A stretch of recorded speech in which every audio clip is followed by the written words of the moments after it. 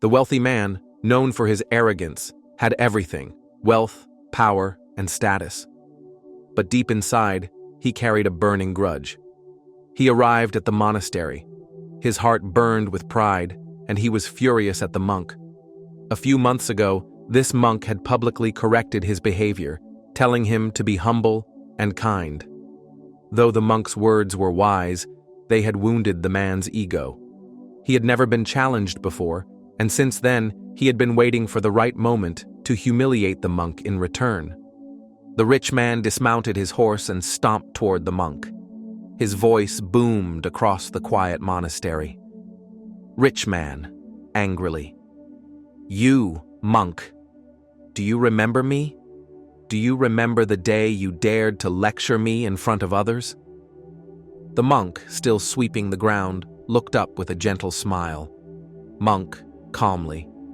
"Ah, I remember you. How are you today?" The rich man's anger flared even more. He was expecting fear or at least some reaction, but the monk's calmness irritated him further. "Rich man, look at you sweeping like my servant. You are nothing but a beggar. People give you food out of pity, and yet you think you are wiser than me? I have everything: gold, land, servants. What do you have?" The monk continued sweeping, unfazed by the man's harsh words. The rich man felt humiliated by the monk's silence. He wanted a reaction: anger, sadness, fear, anything. But the monk remained undisturbed, as if his words had no weight. His pride could not accept this. Rich man, furious. "Why don't you speak? Do my words not hurt you? Are you too proud to admit that you are nothing?" Still, the monk simply smiled, looking at the golden sunset in the distance. Seeing this, the rich man lost all control. He picked up a handful of dust and threw it at the monk's feet. Rich man, yelling, "Do you not feel insulted? Have you no shame?" The monk gently placed his broom aside, looked at the rich man, and spoke for the first time in a calm, steady voice. "Monk," softly, "tell me, if a man offers a gift to another, but the gift is refused, to whom does the gift belong?" The rich man, confused by the question, replied, "To the one who offered it, of course." The monk smiled. "Monk, then, my friend, I do not accept your anger, your insults, or your hatred. They still belong to you." The rich man stood speechless. He had expected the monk to retaliate, to argue, or at least defend himself.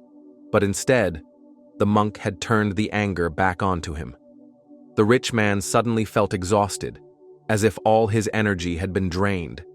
He realized that his hatred had only been hurting himself, not the monk. Tears welled up in the rich man's eyes. He had spent so much of his life reacting to insults, proving his worth, and seeking revenge. But in front of him stood a simple monk, powerful, not because of wealth or status, but because of his self-control. The rich man slowly knelt before the monk. "Rich man," softly, "forgive me, master. I have been blind all my life. I have let anger control me. But today, you have shown me a greater strength, the power of not reacting." The monk gently placed his hand on the man's head and smiled. "Monk, true peace comes when we stop allowing others to control our emotions. Let go of anger, and you shall be free." From that day on, the rich man became a different person. He practiced patience, humility, and self-control. Whenever someone insulted him, he smiled and remembered the monk's words. He had finally understood that real strength is not in reacting, but in mastering one's mind. In life, we will face anger, insults, and challenges. But when we refuse to react, we take away their power over us.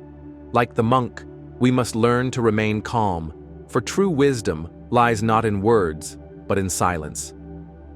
Thank you for watching. If this story inspired you, don't forget to like, share, and subscribe for more beautiful wisdom.